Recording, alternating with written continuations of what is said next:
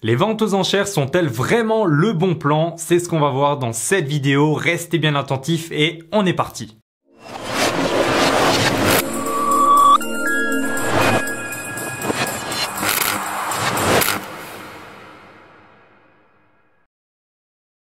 Bonjour les investisseurs efficaces, c'est Franck et c'est un plaisir de vous retrouver dans cette vidéo où on va parler des ventes aux enchères. On va voir s'il est vraiment possible de réaliser de très bonnes affaires pendant les ventes aux enchères parce qu'à première vue, ça paraît très intéressant. On va voir ça tout de suite.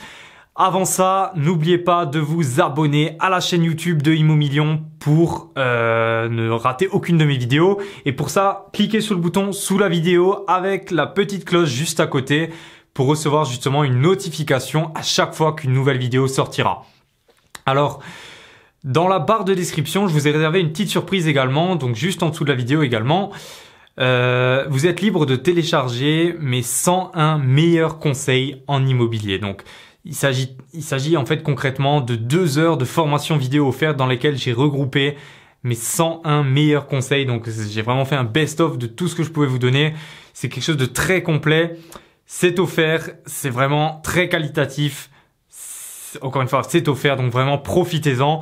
C'est donc 2 heures de formation vidéo. Vous rentrez votre adresse mail et c'est envoyé directement dans votre boîte mail. On parlera de beaucoup de choses là-dedans.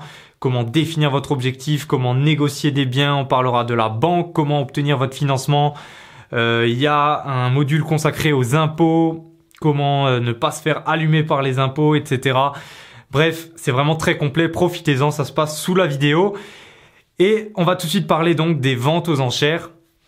Alors, pourquoi je fais cette vidéo? Parce que justement récemment, j'ai participé à une vente aux enchères.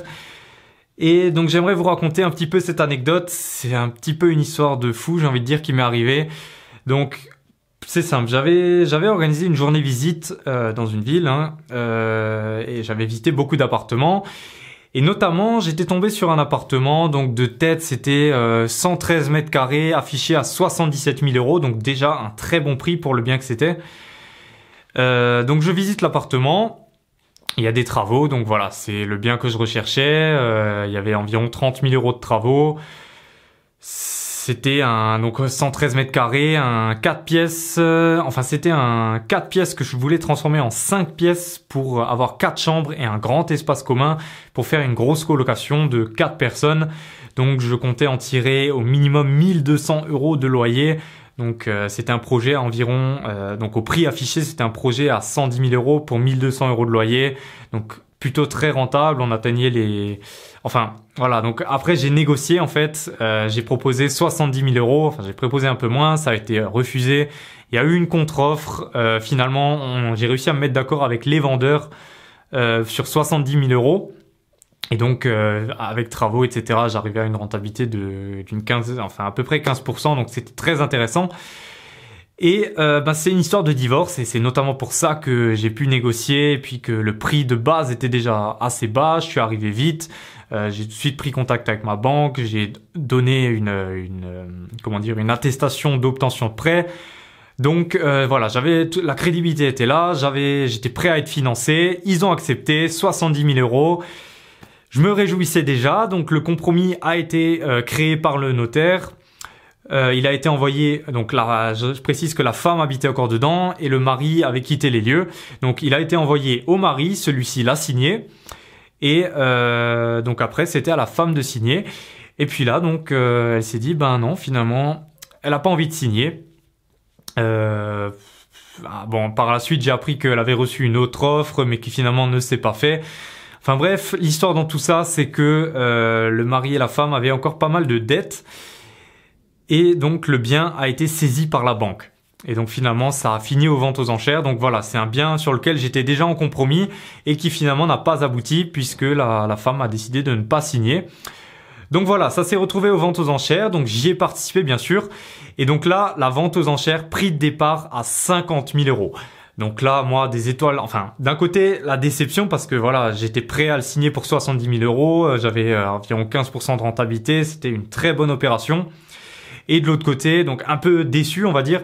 Et de l'autre côté, le bien que j'avais négocié 70 000 € affiché à 50 000 € maintenant à la vente aux enchères. Donc là, Voilà, je me suis dit, bon, peut-être que c'est le destin, peut-être que je pourrais réaliser encore une meilleure affaire.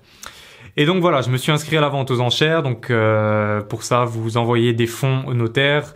Donc là, en l'occurrence, j'ai dû envoyer 10 000 euros au notaire pour participer à la vente. Et donc finalement, on était 3 participants. Et là, je me suis dit aussi, ben bon, 3 participants, ça augmente mes chances. Je veux dire, c'est pas une assemblée de 20 ou 30 participants, ce qui arrive parfois dans les ventes aux enchères. Mais voilà. 50 000 euros, finalement, ça s'est terminé comment? Ben, je m'étais fixé mon prix limite de 70 000 euros. Je m'étais dit que je passerais pas au-dessus parce que c'est le prix que je voulais. Et finalement, ben, c'est forcément quelqu'un d'autre qui l'a eu pour, il me semble, on est arrivé à 77 000 euros ou c'était 74 000 euros, un truc comme ça. Je me souviens plus exactement, mais bref, c'est pas moi qui l'a eu, donc il a été vendu à une autre personne. Donc voilà, pourquoi je vous raconte tout ça? Tout ça pour en tirer finalement un enseignement. J'en ai moi-même tiré des leçons de cette vente aux enchères. Tout ça pour dire que voilà, une vente aux enchères, la première chose qu'il faut savoir, c'est que très souvent, le prix affiché au début, il est très intéressant. Hein. Là, on était sur 50 000 euros pour un bien de 113 mètres carrés en centre-ville, dans une ville de 100 000 habitants, donc très intéressant. Donc là, voilà, déjà ça attire du monde. Et donc, justement, on en vient au point numéro 2. Dans une vente aux enchères, il y aura, surtout si c'est une bonne affaire, on va dire, il y aura toujours plusieurs participants. Je veux dire, vous n'êtes pas le seul à être au courant de la vente aux enchères. Il y a beaucoup de, de pub, entre guillemets, qui est fait pour cette vente aux enchères. Donc, ça passe chez les notaires, ça passe par l'agence immobilière, s'il y en a une, ça passe par les banques. Donc voilà, il y a toujours du monde ça fait du bruit, on va dire, il y a toujours du monde qui est au courant. Donc il y a toujours plusieurs participants. Déjà, c'est la première chose à savoir. Ensuite, il y a 2 solutions. Il y a plusieurs participants, donc les participants donc dans tous les cas, en général, c'est des investisseurs. Ça peut aussi être des gens qui achètent pour eux. Mais donc, dans tous les cas, soit c'est des gens qui sont investisseurs et qui ont, on va dire, les mêmes connaissances que vous. Donc, ils savent qu'il faut une certaine rentabilité. Ils savent qu'il faut, donc ils ont la notion d'autofinancement. Ils savent qu'il faut sortir un cash flow positif, etc. Donc, ils savent à quel prix acheter. Et enfin, je vais dire, si vous savez que, voilà, par exemple, moi, dans mon cas, je savais que jusqu'à 70 000 euros, ça restait une bonne affaire. Enfin, il me semble que c'était un peu plus que 70 000, mais on va dire, voilà, 70 000 euros, je savais que c'était une bonne affaire. Les autres, s'ils ont les mêmes connaissances que vous, ils le savent aussi que c'est une bonne affaire. Donc, ils vous suivront au moins jusqu'à ce seuil maximum que vous vous êtes fixé. Donc, voilà, finalement, l'affaire ne se fera pas puisque ça sera toujours l'un contre l'autre et à la fin, on termine à, voilà, 70 000, 71 000, 72 000. Ça peut aller loin comme ça et justement, il y a toujours une surenchère parce qu'il n'y a pas de limite finalement à surenchérir. En gros, vous faites une enchère et puis il y a une histoire de 3 bougies en fait. Chaque bougie représente 1 minute, il me semble, et donc vous avez 3 minutes. Et une fois que vous avez fait une offre, il faut que pendant 3 minutes, il y ait un silence pour que l'offre soit acceptée. Et même après ça encore, il y a un délai encore c'est pas un délai de rétractation, mais il y a un délai qui fait que quelqu'un d'autre peut surenchérir encore même après la séance des enchères. Bref, tout ça pour dire que voilà. Comme je le disais, il y a 2 types de personnes. Soit c'est un investisseur qui a des connaissances, comme les vôtres, et donc qui achètera au minimum au même prix limite que vous êtes fixé. Ou alors c'est quelqu'un qui n'a pas forcément les connaissances de l'investissement ou qui n'a pas les notions d'autofinancement, comme par exemple quelqu'un qui veut acheter pour lui. Bah lui, il verra aussi que c'est un prix qui est bas et puis forcément il va aussi vous suivre et c'est même plutôt ce genre de personne encore qui va faire exploser les prix. Si vous savez que c'est une bonne affaire jusqu'à 70 000 euros, ben c'est le genre de personne qui va y aller et qui va acheter pour 90 000 euros s'il le faut quoi. Donc voilà, tout ça pour dire qu'il y a plusieurs participants, il y a plusieurs types de personnes, mais dans tous les cas, les personnes ne sont pas bêtes, elles savent qu'il faut enchérir et puis voilà. Donc en fait, c'est aussi un peu toujours une course au plus fort. Chacun, donc il y a un peu une ambiance comme ça qui rôde. On propose un certain prix et puis l'autre derrière dira toi tu proposes tant et tant, ben moi aussi je suis capable de proposer 2 000 euros en plus et voilà que je t'en mette encore 3 000. Enfin bref.